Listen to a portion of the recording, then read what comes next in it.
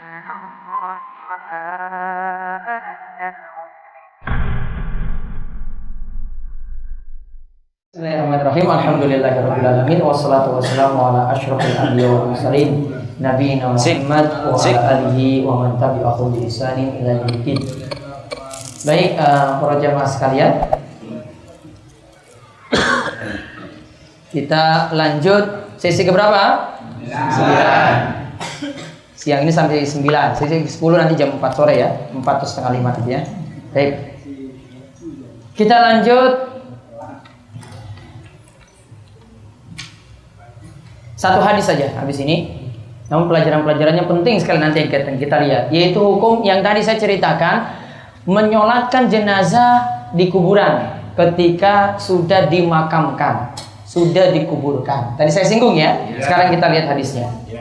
Dari Abu Hurairah, hadis nomor 580. Wa an Abi Hurairah radhiyallahu anhu fi qissatil mar'ati allati kanat taqumul masjida qala fasa'ala 'anha an-nabiy sallallahu alaihi wasallam faqalu matat faqala afala kuntum adantumuni faka'annahum sagharu amraha faqala dulluni ala qabriha fadulluhu fasalla 'alaiha muttafaqun 'alaihi wa zada muslimun thumma qala inna hadhil qubura mamlu'atun zulmatan 'ala ahliha wa inna allaha yunawwiruha lahum bi salati 'alaihim.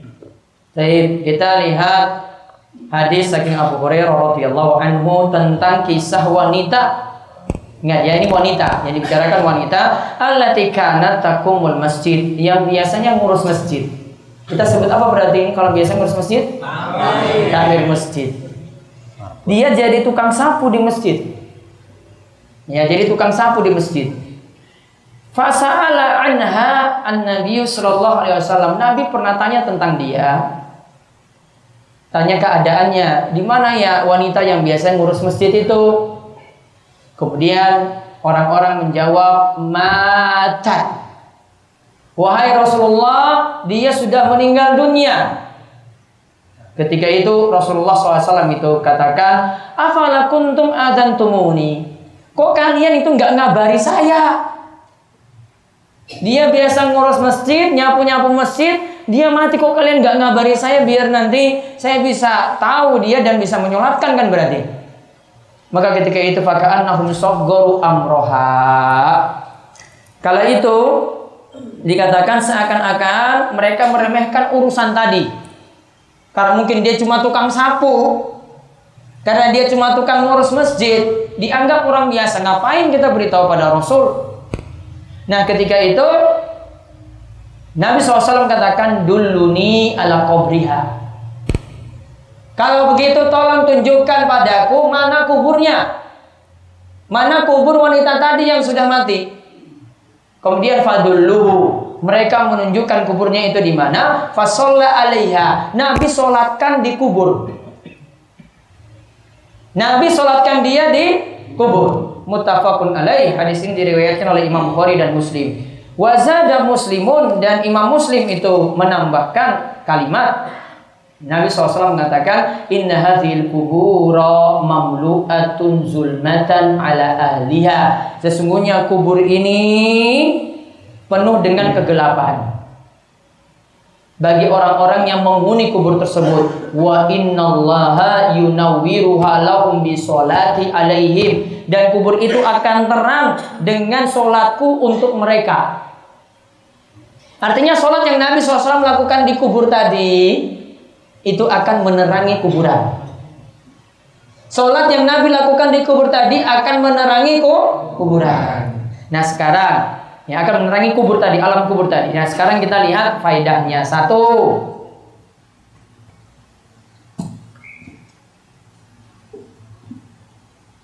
boleh menyolatkan jenazah yang sudah dikubur. Boleh menyolatkan jenazah yang sudah dikubur.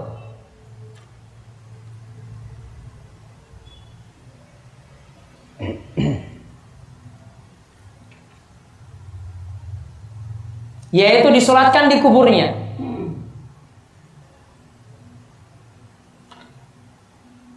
Yaitu disolatkan di kuburnya.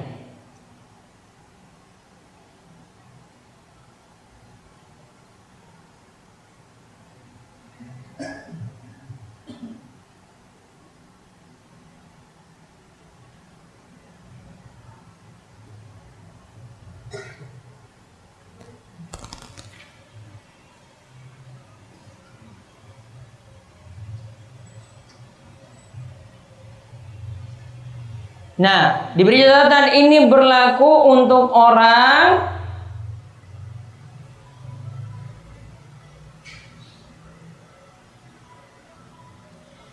ini berlaku bagi orang yang tidak sempat menyolatkan.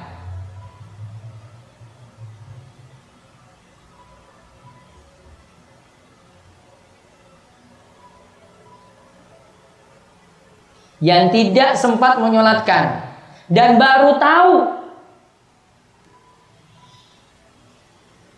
keadaan orang yang mati. Jadi sebelum-sebelumnya dia nggak dengar berita ya. Terus tadi kan kayak Rasul diberitahu itu sudah mati wahai Rasulullah.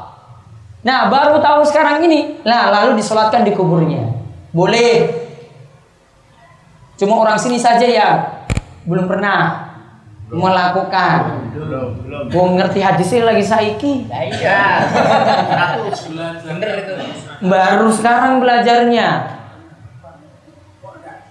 Kok enggak dulu ya? Alhamdulillah tahu sekarang daripada enggak. Daripada tidak kebablasan orang. Namun kalau orangnya misalnya ya gini ya, saya sudah tahu orang itu mati. Ya. Oh, di pelayan dia itu. Namun sekarang wah maaf saya itu sibuk sekarang nggak bisa. Sudah tahu kan? Ya. Nah, apakah disyariatkan? Nah, besok saja saya nanti datang dan nyolatkan di kubur. Nggak perlu. Karena sudah tahu berita. Kenapa nggak sholatkan sekarang? Ini bagi orang yang baru tahu. Oh, saya baru, ya Allah, sudah meninggal toh. Kok nggak ada yang kabari saya? Apalagi saya kenal dekat. Ya sudahlah, saya datang ke kuburnya, saya sholatkan. Namun kalau sekarang saya sudah tahu, orangnya mati di pelayan misalnya. Hari ini, maaf saya ada kegiatan dulu. Saya nyolatkan besok saja. Itu tidak perlu. Karena sudah tahu dia itu mati. Namun kalau pas sekarang saya baru dengar nih, ya Allah, baru diberitahu sekarang saya. Nah ini beda keadaannya. Berarti kita benar-benar nggak tahu. Nah ini baru disyariatkan untuk disolatkan. Faedah yang kedua, menyolatkan di kubur baiknya dilakukan segera mungkin. Sebagian ulama batasi sampai 1 bulan. Ini matinya sekarang. Kita baru tahu beritanya 2 minggu boleh nyolatkan. 3 minggu boleh.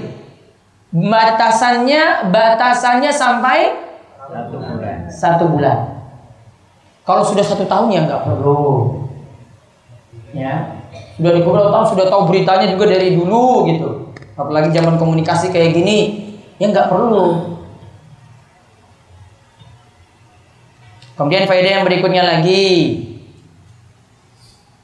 laki-laki boleh menyolatkan jenazah perempuan. Laki-laki boleh menyolatkan jenazah perempuan.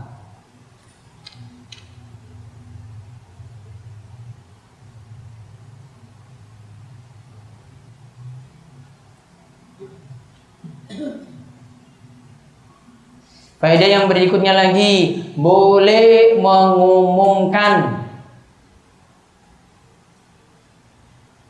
kematian seseorang. Boleh mengumumkan kematian seseorang. Tentang masalah mengumumkannya di masjid bagaimana? yang dulu di masa jahiliyah atau ini diingatkan sebagai perbuatan jahiliyah, ada orang-orang yang teriak-teriak di pintu-pintu dan juga di pintu-pintu masjid, ada yang mati, itu baiknya tidak dilakukan. Walau alam untuk masalah ini, ya setahu kami masih boleh seperti itu, ya masih boleh umumkan di masjid. Namun kalau mau amannya, kita buat tempat pengumuman sendiri, buat corong yang tinggi untuk kepentingan umum, untuk orang itu berkumpul atau untuk umumkan kematian atau ada berita-berita penting ini disampaikan di tempat yang umum tadi, itu lebih bagus. Ya, berarti buat balai dusun ada tower sendiri, ada toa sendiri, corong sendiri. Mampu nggak buat kayak gitu? Bukan punya masjid.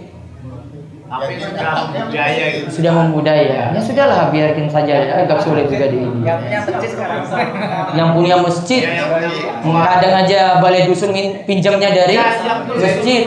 Kadang toanya masjid pun dipakai untuk voli coba. Ya. Iya kan? Sampai masjid nggak ada azan loh coba. Nangis saya itu lihat kayak gini, ya Allah. Cuma voli loh coba. Voli saja yang bisa narik gitu.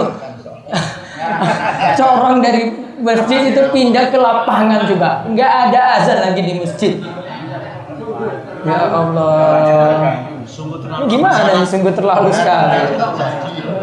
Benar-benar terjadi di Gunung Kidul ini tempat kita. Cuma voli loh coba lihat itu. Untung nggak untuk campur sehari. Kemudian faedah lagi yang berikutnya,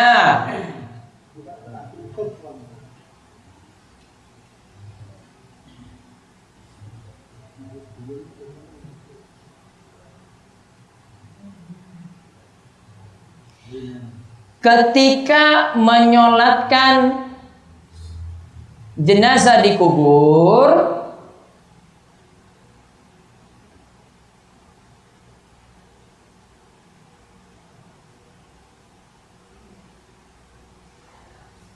posisi kubur berada antara orang yang sholat dengan kiblat. Posisi kubur berada antara orang yang sholat dengan kiblat. Ini loh, perhatikan. Ini kuburnya, nggih. Nah, taruh ini kuburnya. Saya sholat di sini. Kiblat sini. Maka lihat, ini saya berdiri, kuburnya tengah-tengah sini, kiblatnya situ.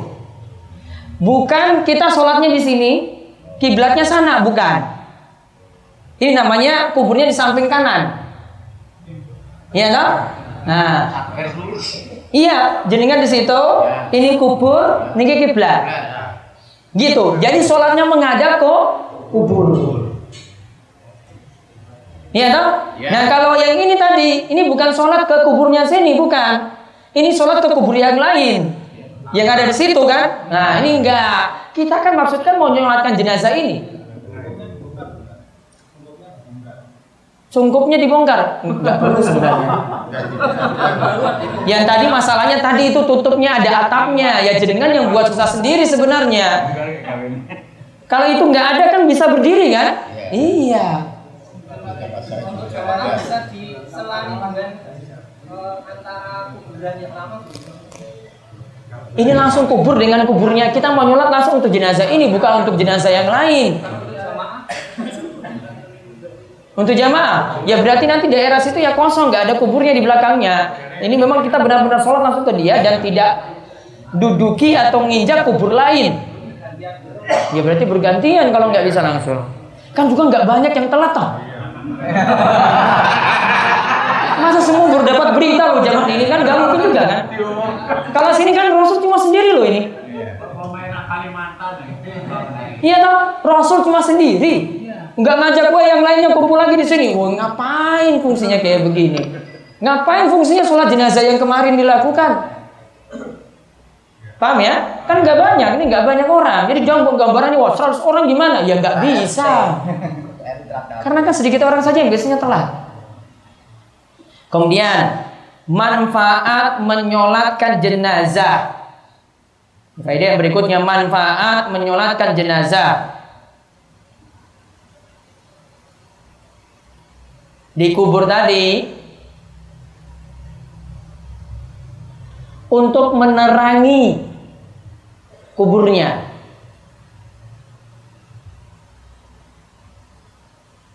Untuk menerangi kuburnya. Manfaatnya itu kemarin yang sudah kita bahas juga tadi malam. Berarti butuh nggak kubur dikasih lampu? Dengan doa yang bisa menerangi kubur. Tambah ini lagi, ada yang nyolatkan tadi, itu juga menerangi kubur. Jadi kita nggak pakai logika lagi loh di sini. Ya, nggak pakai logika. Wah, nanti simbah itu gimana? Nanti nggak ada lampu, peteng nanti. Ya gimana itu pakai logika, berarti ini alam gaib. Jenengan nggak punya urusan dengan alam kubur ini. Ya, nggak perlu juga kuburnya dikasih selimut, dikasih kain biar apa? Wah, biar nanti simbah itu nggak kedinginan. Ini sudah pakai logika. Iya kan? Kita kan kayak gitu kan perasaannya. Wah, nanti simbah ini gimana ya, nanti kedinginan. Loh, kedinginannya itu bukan gitu caranya. Ini sudah alam lain loh. Kita pakai logika kita yang terbatas, padahal alam kubur nggak bisa kita jangkau. Ini sudah alam goib loh, bapak-bapak. Ya, alam goib kita nggak tahu. Orang tadi yang tidur di kubur saja nggak tahu itu nanti ketemu atau enggak. Ketemu nggak jenengan pas tidur di kubur? Nggak kan? Iya, nggak akan ketemu siapa-siapa. Tapi sering.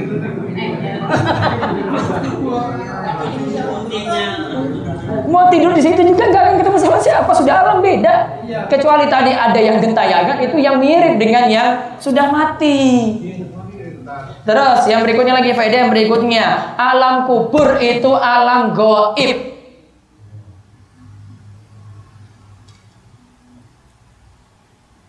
Jadi apa yang terjadi di alam kubur kita nggak tahu, yang tidak terjadi juga kita nggak tahu. Simbah yang mati itu kedinginan atau tidak kita nggak tahu.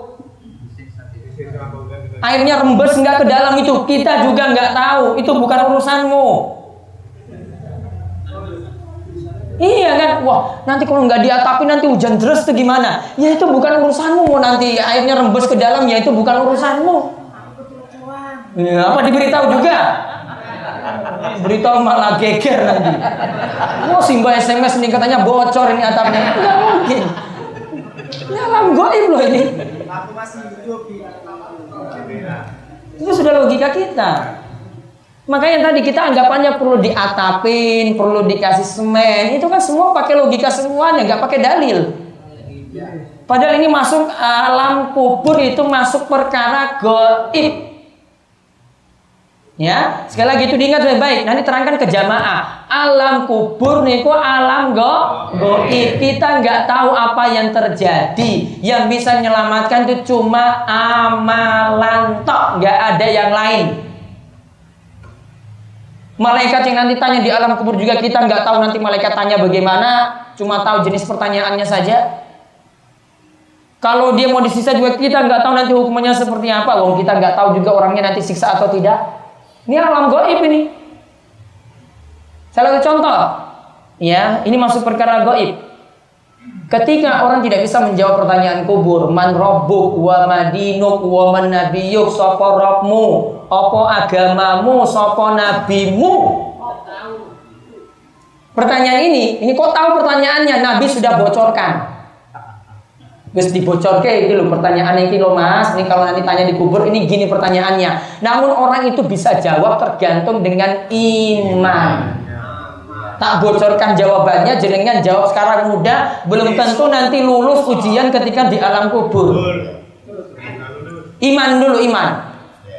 Ya, tergantung iman. Orang nggak bisa jawab nanti seperti orang-orang munafik itu akan menjawab la adri. Saya tidak tahu jawabannya. Dulu saya kayaknya pernah dengar di dunia ada pertanyaan kayak gitu. Tahu jawabannya, sekarang saya nggak bisa jawab. Maka orang seperti ini yang nggak bisa jawab pertanyaan kubur dipentung nanti ketika di alam kubur. Andai suaranya ini didengar. Ya, suara orang yang disiksa ini didengar, orang-orang akan pingsan ketika itu untuk mendengarnya.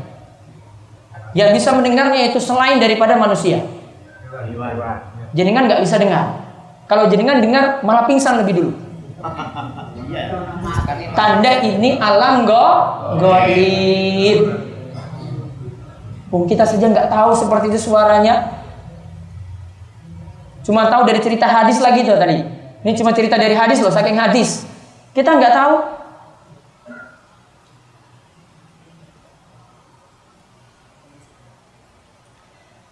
Kemudian faedah yang lainnya, orang yang sudah menyolatkan jenazah,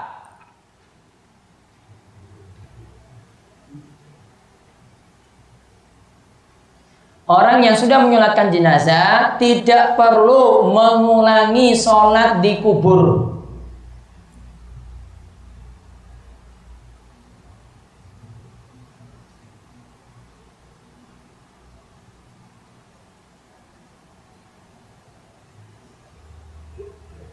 Jadi di sini tidak diceritakan Rasul sholatkan, sahabat-sahabat yang sudah menyolatkan ikut lagi dengan Rasul sallallahu alaihi wasallam menyolatkan, enggak. Rasul enggak ngajak juga yang lainnya. Cuma beliau saja yang sholat ketika itu. Yang lainnya sudah menyolatkan, ya sudah selesai.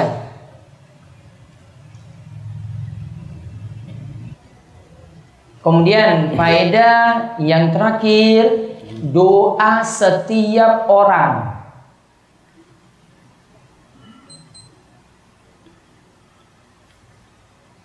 Doa setiap orang pada orang mati bermanfaat.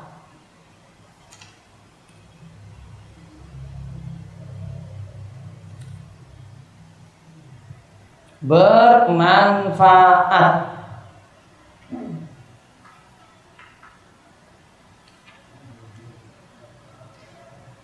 Namun ingat, tidak pakai waktu tertentu. Kapan doanya? Bebas. Tempatnya di mana? Bebas. Enggak mesti di kediaman orang yang meninggal dunia.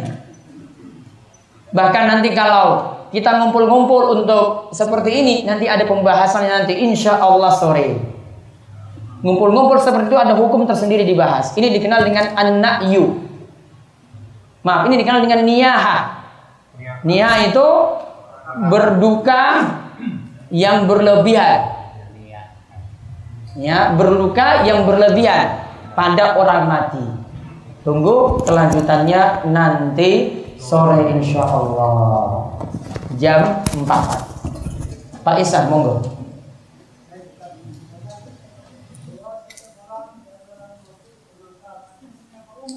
Umum. Cuma mukmin dan mukmin, tidak untuk tiang kafir. Wong kafir nggak masuk. Ini kita yang muslim doakan orang kafir yang sudah mati nggak manfaat.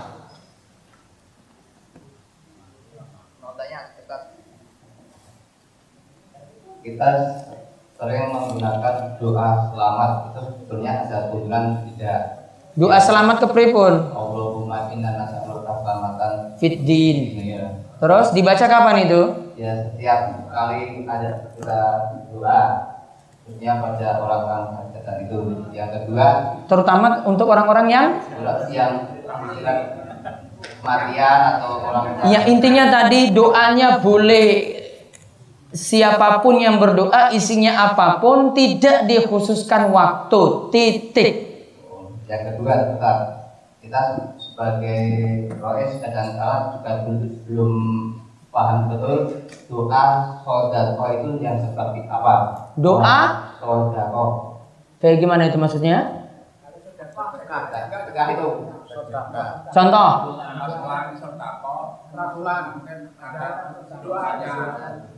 Contoh pada acara apa itu?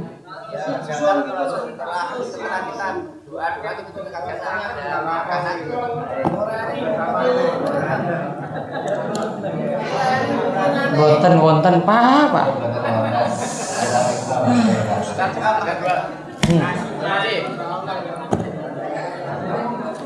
Pak Wasdi nanti MC ya. Satu terakhir.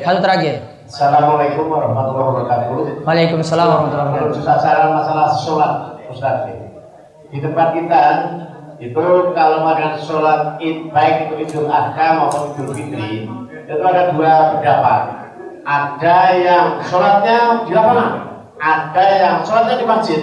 Lalu selalu bertentangan atau berpendapat. Jenengan pilih yang mana? Saya pilih yang di lapangan. Tes. Ya. Pilih di lapangan. Kenapa pilih di lapangan? Ada turunannya, Ustaz. Terus yang Lebih afdol di lapangan. Iya, yang kedua. Karena Nabi SAW melakukan sholat id dan Idul Fitri, Idul Adha di lapangan, gitu. Afdolnya di lapangan. Namun yang lakukan di masjid tetap sah. Ya, baik. Terus yang kedua. Saya masih ada dalam hati saya kurang enak ini. Ada teman pada waktu sholat jamaah, itu banyak sholat duhur. Itu dia datang pas pada waktu mendapat 1 rakaat. Setelah itu kan langsung dia terus sholat. Yang 4 rakaat genap terus salam, dia ikut salam. Nanti dulu salam, lalu berdiri dia. Setelah salam dia berdiri.